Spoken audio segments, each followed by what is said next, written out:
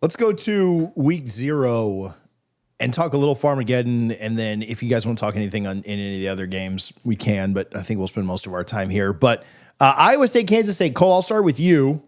This is one of the most underrated quarterback matchups across the entire country any week. Like Rocco Becht, Avery Johnson, I am ecstatic to see this. Now the Big 12 has a ton of good quarterback play, and there will be, Avery versus your boy Sawyer, and there's a lot, there's a lot of good stuff in here, right? So, but I don't know if I think people don't treat week 0 with the respect that they should. They don't. And I don't think. This is an in-conference matchup of two of the top teams in the Big 12 that have odds to go to the Big 12 championship and thus the playoff. And you've got a lot of time to recover, right? So nobody's sinking their season because of what happens, in 3 days. But this matchup is severely underrated to me. I think this is a bigger matchup. Now, we all saw how the result played out. This is a more exciting matchup than even last year's was because people were, Georgia Tech might turn it around, but not a lot of people had expectations out of this. It's more exciting than next year's with TCU and UNC, unless, we get more Belichick fireworks or TCU really surprises. So I don't know. I think this matchup is phenomenal. I want to get your thoughts. I hate that it's Farmageddon being played in Ireland because there's just something about it being in Ames and Manhattan that makes more sense, especially at the end of the year with what you brought up, Big 12 potential, Big 12 potential championship hopes on the line. It adds more volume to this game, but yeah, these are two teams that if you told me at the end of the season we're beginning college football this year and ending college football this year in the Big 12 for a shot at going to the college football playoff, it wouldn't shock me. We talk about Iowa State. Iowa State has Rocco Becht back, and it's going to be really intriguing to see what he does now without his two NFL wide receivers. Jaden Higgins and Jalen Noel are playing here in Houston, and that was a big reason why they had their first 11-win season. But then on the flip side, the other part is they have everyone else returning. You look at their roster, they have the most returning starters on offense in college football this year. All 5 starting offensive linemen are back. You also still have not just Rocco Becht, you have your star tight end in Gabe Burke. You still have Abu Sama back. You have Carson Hansen back. So it's an offense that really isn't missing a beat. And defensively, they have, I believe if I'm not mistaken, they have 5 starters back, including Cale Berenza and Cooper Ebel. So there's a lot to like about where this overall identity is for Iowa State that some people are kind of selling simply because of they lost the 2 1,000-yard receivers. Flipping over to Kansas State. In my opinion, Kansas State, with Avery Johnson specifically, Avery Johnson got the Nico Iamaleava treatment in the Big 12, where we watched as Will Howard left the program, and part of the reason he left was because he knew he wasn't starting over a guy that has been waiting in the wings. So we hyped him up to be the next second coming of Colin Klein, to be this overall impactful leader that was going to transcend Wildcat football. And he had a good year for a first-time starter. He had a very good year for a first-time starter. But the expectations never met the potential. So we kind of now are underselling him going into this year. I don't think that that's fair. I think that he is going to be one of the better quarterbacks in the Big 12, if not a top 15 passer in college football. I think another season working with Matt Wells is going to be really beneficial for his numbers. 6 returning starters come to this team, including Dylan Edwards at your running back spot. J.C. Brown is going to be your number 1 wide receiver. You still have Garrett Oakley. You still have Sam Hedge. You still have Taylor Poity. And you have, in my opinion, the most underappreciated coach in Chris Kleiman in college football calling the shots.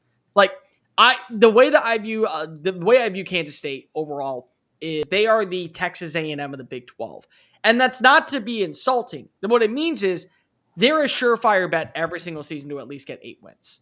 And I think that's kind of where we are with them at this point, is that there's going to be some years that they end up over-exceeding, take their team to Arlington and maybe win a conference title. And there's going to be some years that they finish 7-5, but most of the time, great defensive play, exceptional running game, the ability to have a quarterback that can at least keep you involved in every single game. An underrated player, for my money, it's the freshman tight end that they have, which, again, they landed a 5-star freshman tight end. He is, I think, going to have to be an X factor from the get-go. And they also have stability when it comes to the offensive personnel. It's one of those things to where I just have this trust factor with Kansas State every single season. I know what they're going to be. I can understand where there's going to be some hiccups, but I like this team. Going into this matchup, one thing I'm going to be looking at is who runs the football better. You have Avery Johnson and Dylan Edwards. You have Carson Hansen. You have Abu Sama. Can one of these two duos really kind of take over the game, especially and set up your offense to where it can be dynamic on second and third down. It really does set the tone. It helps you win the time of possession. That's going to be really beneficial. But these are two quarterbacks that I have a lot of faith in. These are two teams that I think have a lot of upside. And again, they have two coaches that we respect very highly in this game. I think it's going to be a matchup, like you said, TJ, that a few years from now, when we look at the other games that are played internationally, this will be the standard.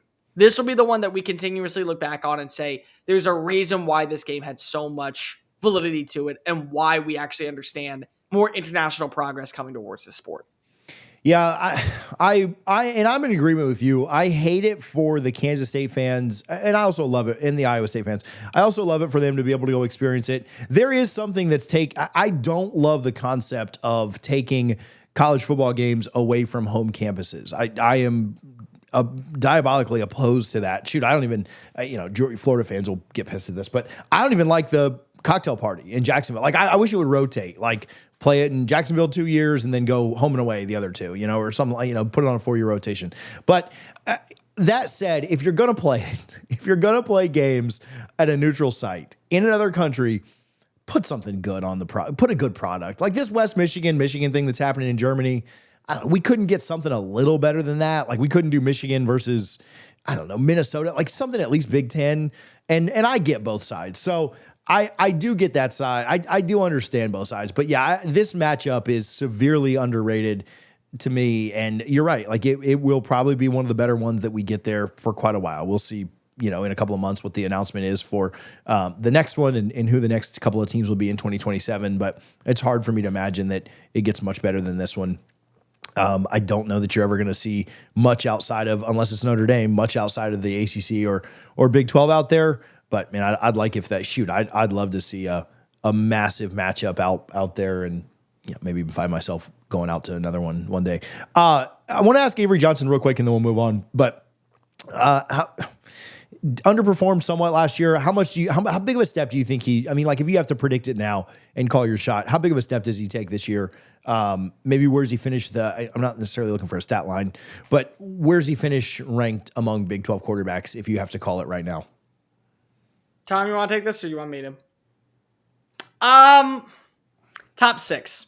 I think in every category. I think top 6 is fine. When I look at the quarterback position, I got my top 2. It's Sam Levitt and Sawyer Robertson. I don't think that's changing anytime soon, largely due to the supporting cast around them. But then you have to wonder who is going to be that breakout guy. Will it be Devin Dampier at Utah? He has his offensive coordinator Beck following him to New Mexico. His number one wide receiver followed him to New Mexico. Is that going to translate from Group of 5 play to Big 12 play?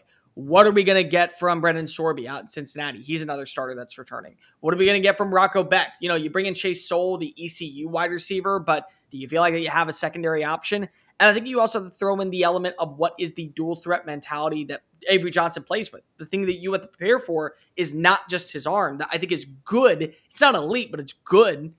But you also have to throw in his legs. Is he going to keep drives alive on the ground? Is he going to continue to convert? Are there going to be run design plays that allow him to maybe finish second in the Big 12 among quarterbacks in rushing yards? Is he going to lead Kansas State in rushing this year? Like, that's the thing that I look at. But I do think you will see growth. I think that J.C. Brown is kind of sleeping as a wide receiver. I could see him and Josh Hoover fighting for that QB3 spot at the season's end. It's for different reasons, but definitely reasons that you believe in. Let's move on. Oh, let's predict this real quick. Actually, no, let's not. Let's save that. Why? I guess I know why. I ruined it.